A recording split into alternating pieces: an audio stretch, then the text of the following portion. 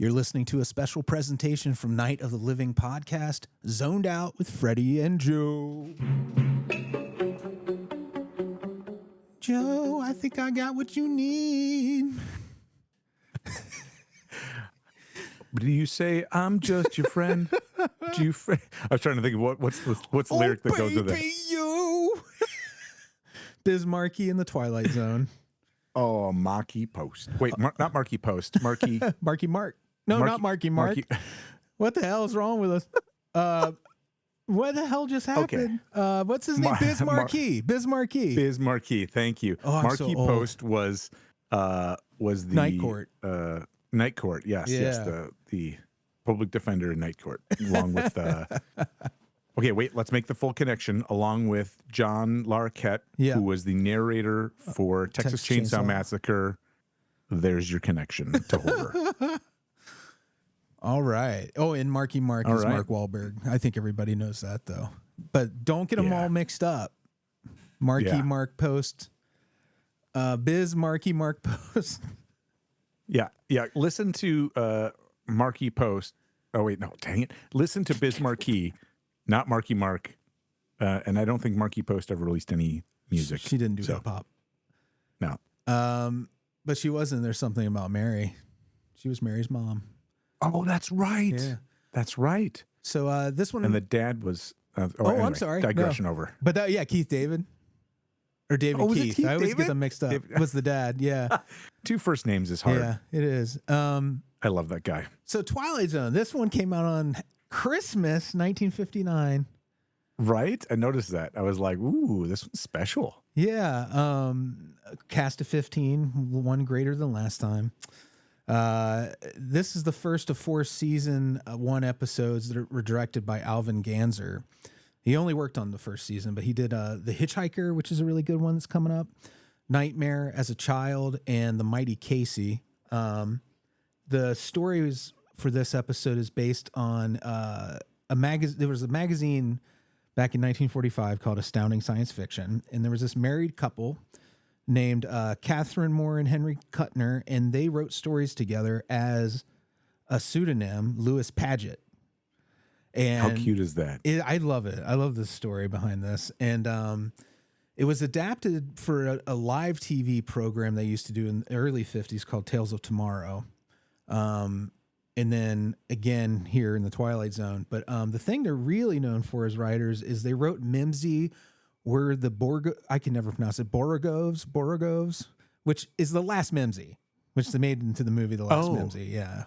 Okay, I've never seen that, and I don't know what a Mimsy is. So what is a Mimsy? I haven't seen it either. It's a fantasy film for I think maybe Rainn Wilson was in it, but it's kind of like a fantasy story aimed at like young teens, I think.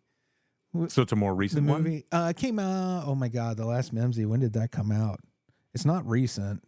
I was going to say, if Rainn Wilson was in it, maybe he was really young then? Let's see. What was it? The Last Whimsy, right? Or Mimsy, I mean. Mimsy, yeah. Mimsy. I've learned as I've aged as well that when I go to type things into my phone, I'm much more likely to type the wrong thing in. I always think of Mimsy as being like one of the bourgeois, like rich person names. Hey, Mimsy, come play tennis with us out on the court. It's a story of 2 siblings. This is from IMDb. Begin to develop special talents after they find a mysterious box of toys. And it was Rainn Wilson and some kids. Interesting. Yeah. And it was directed by Robert Shea, which is kind of odd in and of itself because he's mostly known as a film producer. He produced it a Nightmare on Elm Street. He produced The Nightmare on Elm Street. Produced it. You know how it is.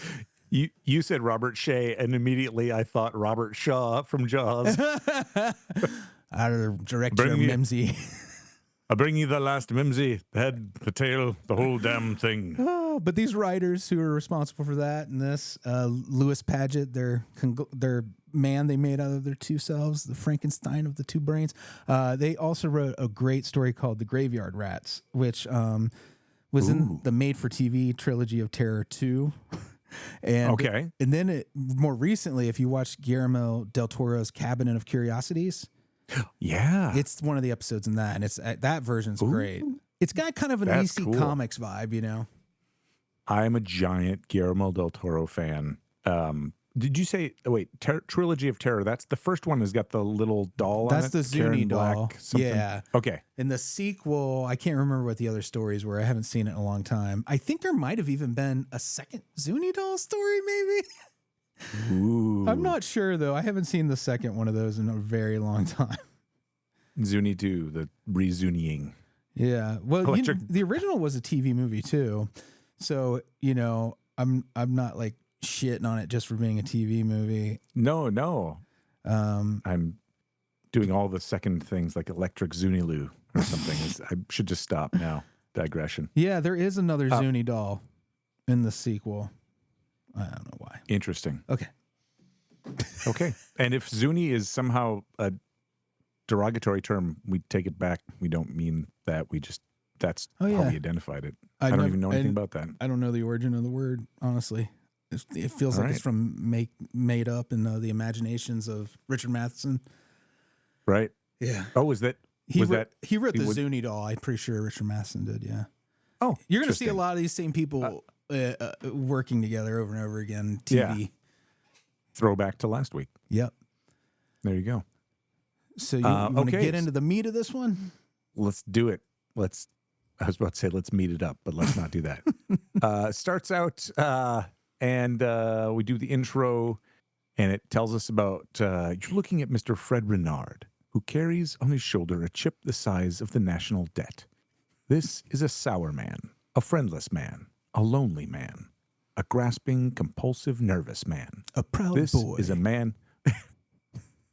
Okay, it's like we get it, Rod. Come on. Stop digging into this dude. This is a man who has lived 36 undistinguished, meaningless, pointless, failure-laden years. Jeez. And who, at this moment, looks for an escape clause. Any escape. Not escape clause, sorry. Anyway, anything, anybody to get out of the rut. And this little old man is just what Mr. Renard is waiting for. Because the little old man walks into a bar, which sounds like the beginning of a joke. He's only 5'3". Ernest Truex, yeah, the guy who played Pedot. He was itty bitty. All right. Which was interesting. We don't find out he's named Pedot later, and I wondered if there was some meaning to the name Pedot. It's a weird name. Yeah.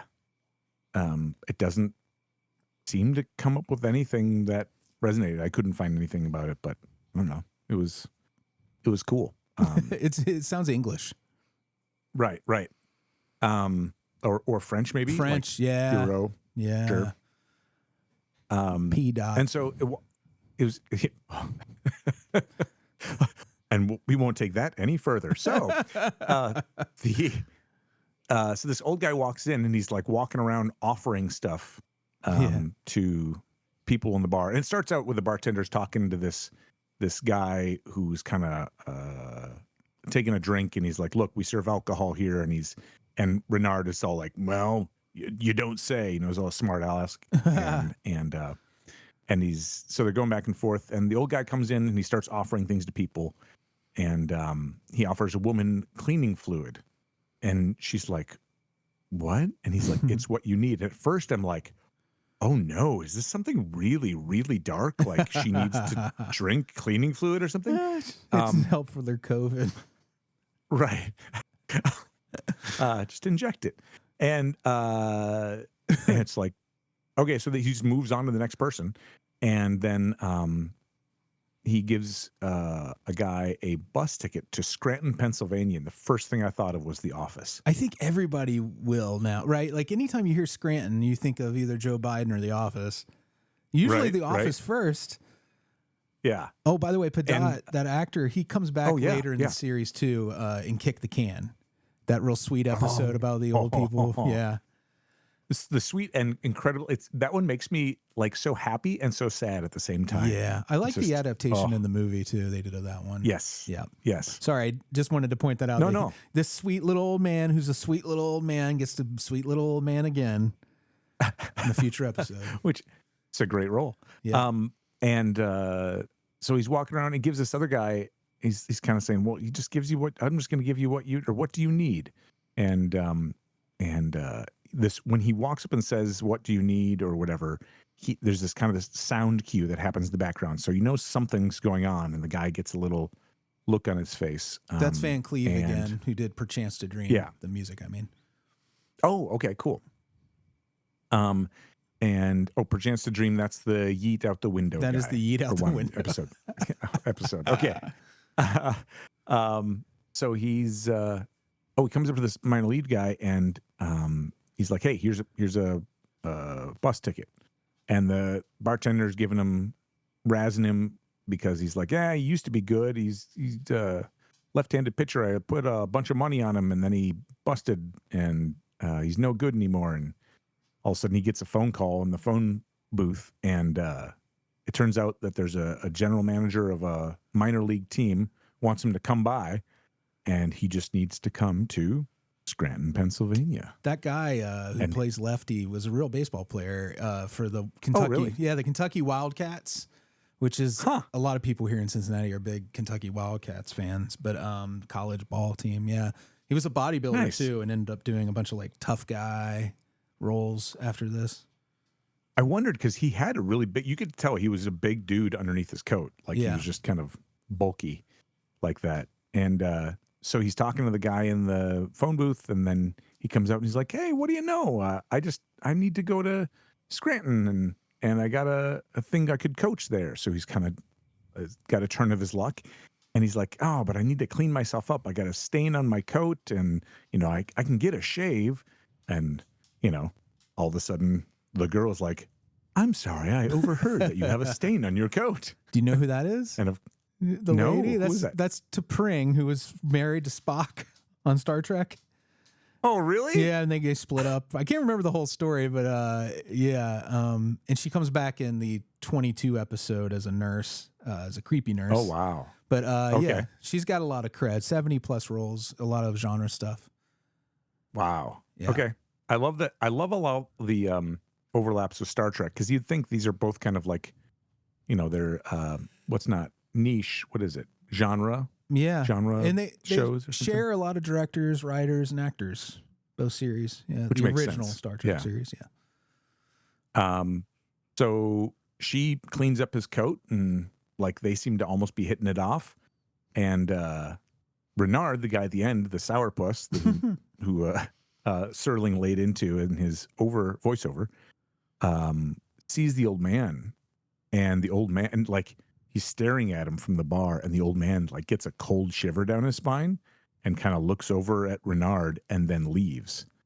And the two, the pitcher and the other gal, are kind of hitting it off, and Renard goes outside and finds the old man, and he's like, "Hey, what do I need, old man?" And he's like like intimidating him and threatening him, and he's like and Renard what is it? Pedot? Yeah, pedot. I don't want to say pedo. Pedot. Pedo. Pedo. Right. Either way. I didn't want to go there. Yeah. Pedot is like here, and he kind of looks over, and the guy's Renard's holding him by like his coat, It's like he's gonna punch him. And the old man reaches over and grabs scissors, and it looks for a second like he's gonna stab Renard in the side and run away or something. But Renard grabs his hand, and he's like, "Scissors?" Just kind of genuinely confused. And he's like, "They're what you need. They really are. Take them." And so he's real like, quick, that Steve Cochran, who plays Renard. He was, just to speak to the intimidation part of his performance, he was a contract player for Samuel Goldwyn, and he made he didn't live long. He actually died in a really interesting way, but he accumulated 67 acting credits. And then he was in some film noirs like White Heat and The Chase. okay. But he was shifting from acting to producing, and he went to scout a location. He was on his way to Guatemala to scout a location in his own yacht. And he contracted a lung infection and died on the ocean in his yacht before he ever made to the first location scouting. I think he was doing his career as a producer too. Is what I think. I got that right. But that's Steve Cochran. Yeah. But he had that noir cred, like, that style of acting worked really well on the Twilight Zone. Right. He has kind of like almost like an Andy Garcia kind of look. Yeah. Not quite as like slick or pretty looking, but got a real kind of a dark, brooding face. And yeah, so it's interesting. So then he's like, all right. And then you eclipse to Renard checking into his hotel, and he gets his room key and he goes to the elevator, and the door closes, but you see it closes on his scarf. And the elevator starts going up, and he's like, hey, and there's nobody else in the elevator with him, and he's trying to reach for the stop button and builds tension. And then this is where the plausibility for me is just a little bit like, he grabs the scissors and cuts through his scarf, so it doesn't choke him to death from being trapped in the doors. Now, I'm like, I don't know a single pair of scissors that I own that could cut through a scarf that fast.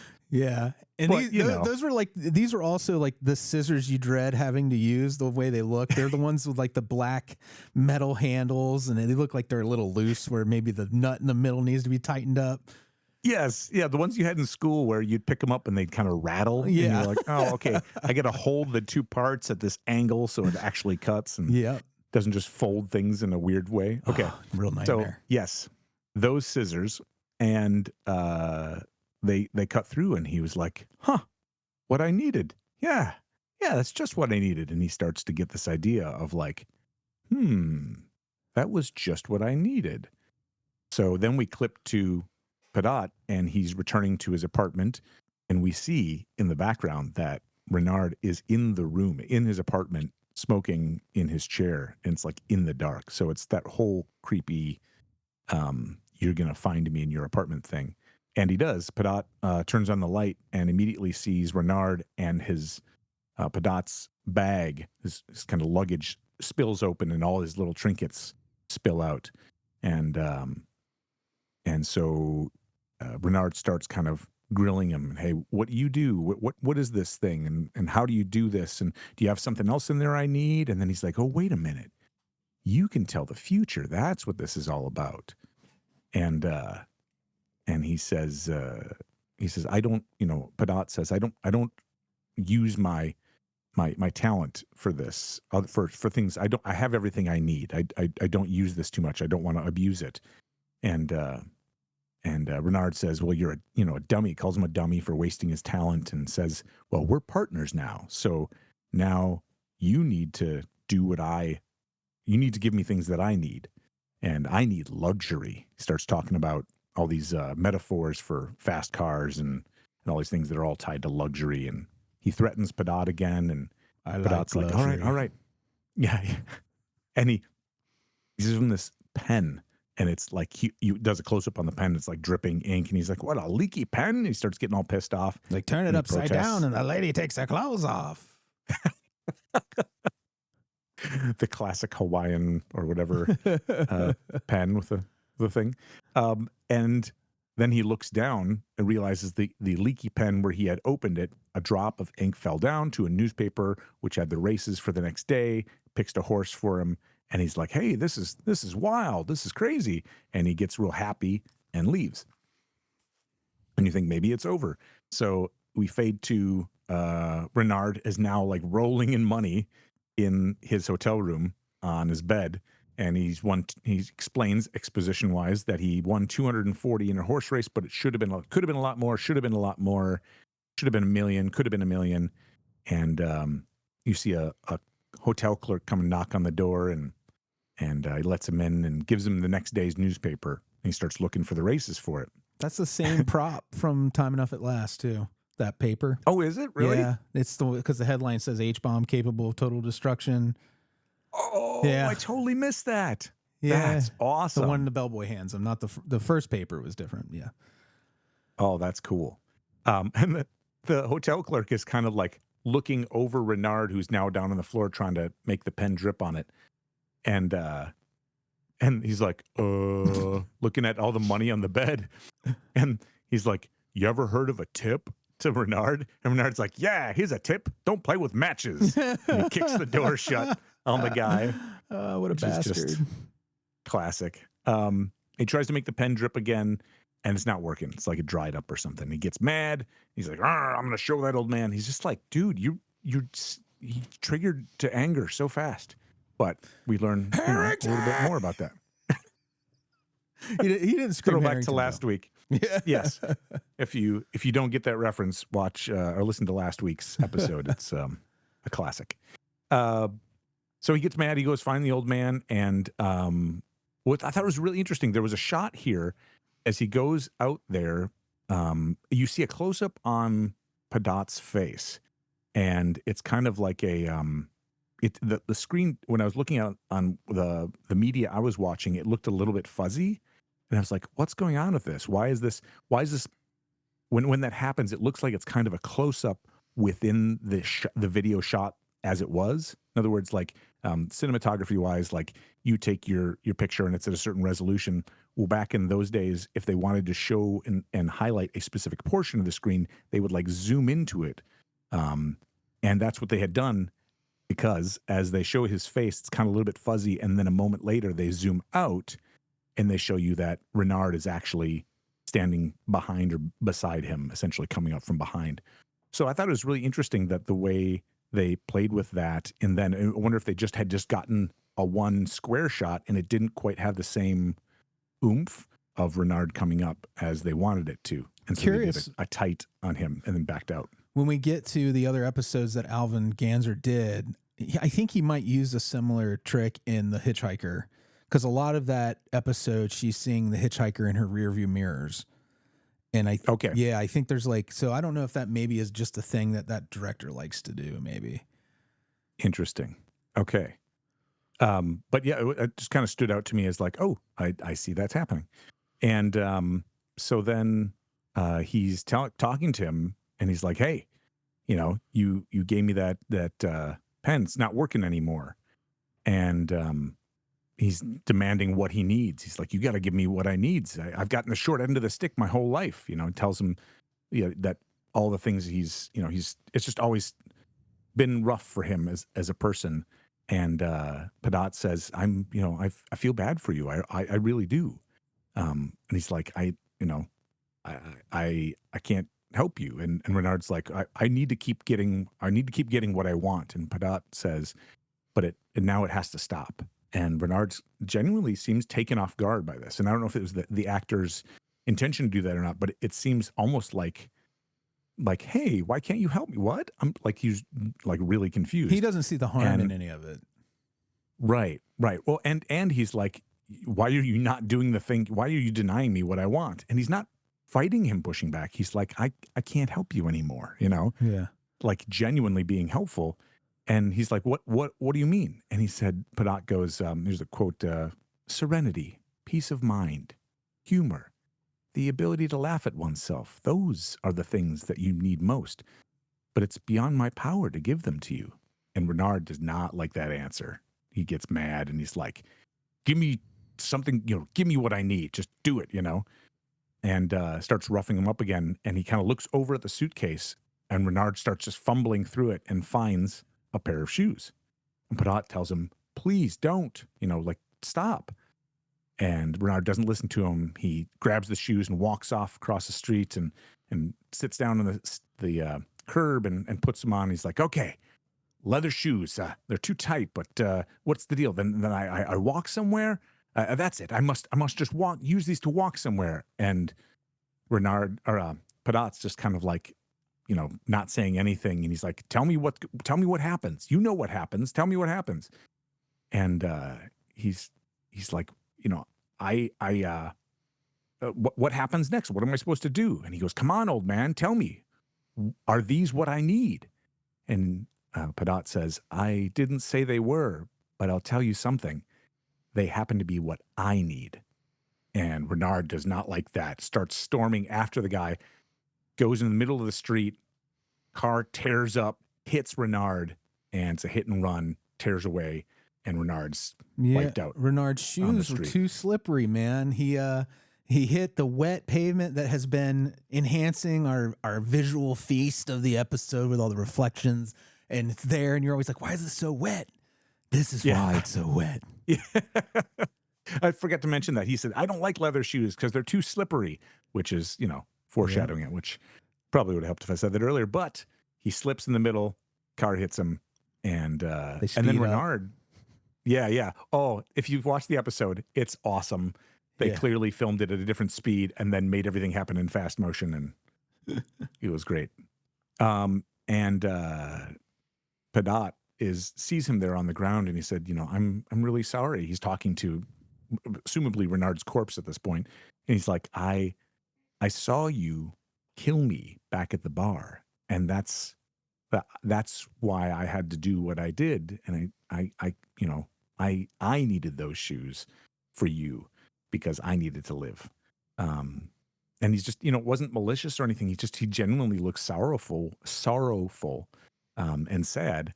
And then a moment later, a middle-aged couple comes out in like their pajamas and robes, and they're like, "Did anybody see anything?" And Padot doesn't say he saw anything. He just says it was a hit and run, which it was. No lies, just factual. And the guy's like, there's talking about it, and Padot reaches into his things like, "Hey, do you need something?" And he's like, it's the middle of the night. Why would I need something? And he goes, "Here, a comb." And the guy's face is kind of befuddled, and he's like, "On the house, it's free tonight," and walks away. And a moment later, they kind of go forward to look at Padot in the street, or not Padot in the street, the Renard in the street, and a reporter's like, "Hey, can we take your photo? It's for the newspaper." And she's like, "Oh, we need to, make yourself look presentable." And he reaches in and she's like, "The comb." And so he combs his hair, and like a half second after he brings the comb down, the photo is taken. Yeah, they weren't going to waste our time. This neighborhood, it's like the best thing that's happened to them in weeks is this guy getting hit by a car. Everybody's so happy about it in some kind of weird way. It's the scandal. It's the same thing that people talk about, like when you hear people go like, "But why is true horror popular now?" And it's like, come on. Yeah. Have you ever seen any photos from that era? There is a crowd of people who are fascinated that somebody was hit by a car and want to see a dead body. I mean, it's just... Yeah. We don't change too much. The other thing, and I mentioned this, I don't know if it was last week or during this episode, about this episode, I think, influencing Stephen King, particularly Needful Things, and not as much as, like, again, Leyland Gaunt in that book is a villain who's doing kind of what Padot is doing in this story. But the way the items are handled, in that it's a specific item for each person that sends their life off into this horrible spiral. It's like everybody's a Fred Renard in that story. It's but it's I really enjoyed that, and I think seeing these things that influence the writers of today that I really enjoy. It's always fun to go back to the Twilight Zone because it's all there. Well, and there's so much good source material. Like you said, you can take this one and flip it around and then have all the things be negative rather than positive. And then they get into the outro voiceover, and it's street scene, night, traffic accident. Victim named Fred Renard.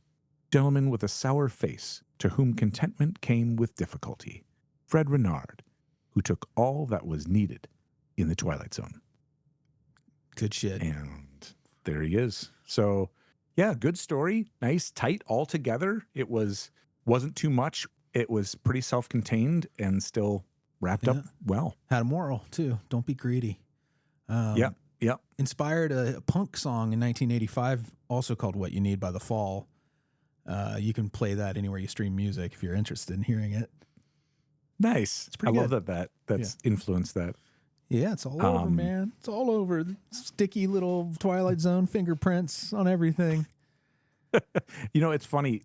You start to see it more and more on different stuff. And we've made reference even, I think last week we said something about Mr. Burns, and you'd mentioned the 101 Dalmatians. Dog. Yeah.